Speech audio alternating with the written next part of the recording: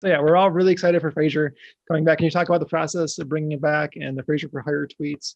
Yeah, absolutely. I'm, I will say I'll be vague in some parts because we've been instructed not to say a word of the Frasier stuff. But I think all the stuff leading up to it is fair game. And if it's not, it's honestly it's Chris Harris's problem because I'm not the showrunner. I was, I think it was like 2014. Frasier had probably been off the air for, I don't know, 12 years, 13 years or something. And I thought it would be funny. I was a writer's assistant on Last Man Standing, that Tim Allen show. And I thought it'd be funny to start a Twitter account with the sole goal of becoming a writer on the defunct Frasier. It hadn't been a show in a long time. There was no talk of a reboot.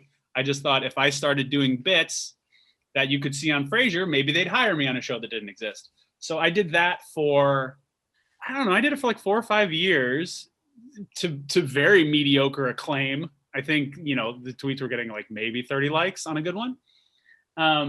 But then Kelsey came out in the news, Kelsey Grammer came out in the news and said he was looking to do a reboot. And weirdly at that time, I'd also written a Frasier spec script that nobody wanted, which seemed like just a great use of my time also, writing a spec script for a show that had been off the air for more than a decade. But weirdly, as I finished that script, that news came out that he wanted to do a reboot. So I emailed my agent. I was basically like, just send the script and the tweets to his producers. Maybe they'll meet with me. I mean, it shows at least that I have a knowledge of the show that's probably unsurpassed. Maybe they'll meet with me, and maybe I'm not a lunatic. So the producers did meet with me. They were very nice. We had a very nice meeting. I pitched them like a loose idea for what I thought a Frasier reboot could be. And they were absolutely lovely. And by the time I'd gotten back to my car, I had already gotten an email that said, we're not going to use you. No, you don't have the experience level to bring Frasier back. So no, thank you. And they were right. I think I was a staff writer on Life in Pieces at the time. But I said to my agent, okay, so if let's find somebody who has a little bit of cachet in this town, someone who isn't me, who just has a Twitter following. So I called my friend Chris Harris, who I had worked with on How I Met Your Mother. He was the number 2 there, number 3 if you count Carter and Craig as 2 separate entities. And he was running The Great Indoors, and he's been showrunning he's the best. He's beyond smart. He's beyond funny. He's in another level than a lot of the writers that I've ever worked with. And I was just like, I have an idea for Frasier. You want to come help me make it like really good? And then we can go and try and take it to Kelsey. And he was like, okay. And we did. And for some reason, Kelsey liked it. And that was 2.5 years ago. So it's been a little bit of a slow, jaunty walk down the boardwalk, but we're getting there now. And now it's finally announced. And there's a chance people could see the show in the near future, which is very exciting. The process was almost as long as that explanation was.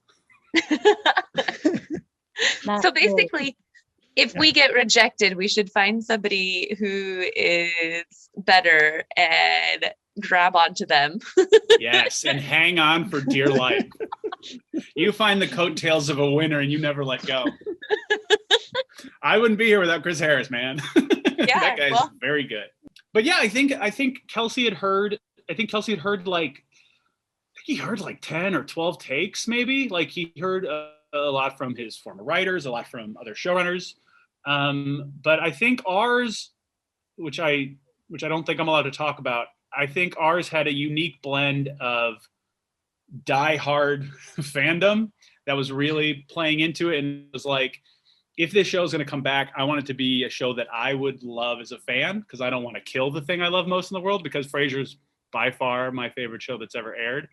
So the idea of bringing it back, it has to, I don't want to say it's going to surpass Frasier. I don't want to say it's going to surpass Cheers, because that's an awfully lofty bar to set before anybody sees anything. But you want it to be close. I mean, you don't want to this isn't like a money grab where all the actors are in dire straits. This is a creative thing that they want to do because they love those characters and the fans love those characters. And if we can bring it back and make it the third chapter, the third act of Frasier's life, if Cheers is Act 1, Frasier's Act 2, this new iteration will be hopefully an elegant conclusion, barring another reboot. What is it that really drew you to Frasier? Like what makes that one of your favorite shows? The writing is just so good. The writing is just so sharp and so good.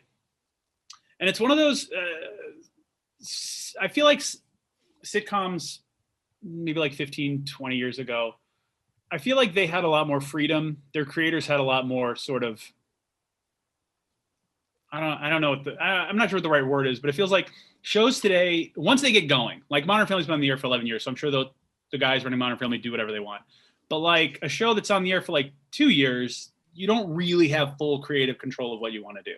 So once you get to that like 2, 3, 4 year mark where it really becomes your show and you can do what you want, I feel like you really start to excel and thrive and do the show you want to. And Frasier specifically was such a specific voice and tone, and it was just like you wanted to take Frasier away from Cheers and give him something.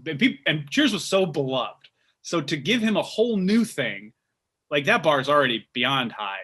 And I remember reading some article that was like the writer specifically moved him across the country to Seattle because they didn't want to have the crutch of, hey, look, Norm's stopping by to say hi to his old buddy Frasier. Like they didn't want that crutch. They wanted it to be a whole new thing in a whole new city and just start all over again. And it feels like those kinds of shows like Frasier, and I feel like Everybody Loves Raymond, I feel like Seinfeld, they were joke machines. Like there was good stories. Yeah. And I mean, you especially with Frasier, like whenever they did a farce or whenever they did like something more convoluted, but the jokes are always just so good. And I feel like you can watch a show today and you're waiting for a laugh and you sort of get lost and they sort of meander a little bit. And it's just those shows just relied so heavily on the energy and the jokes. And I just love that style of show. And the idea of bringing it back is just super, super exciting.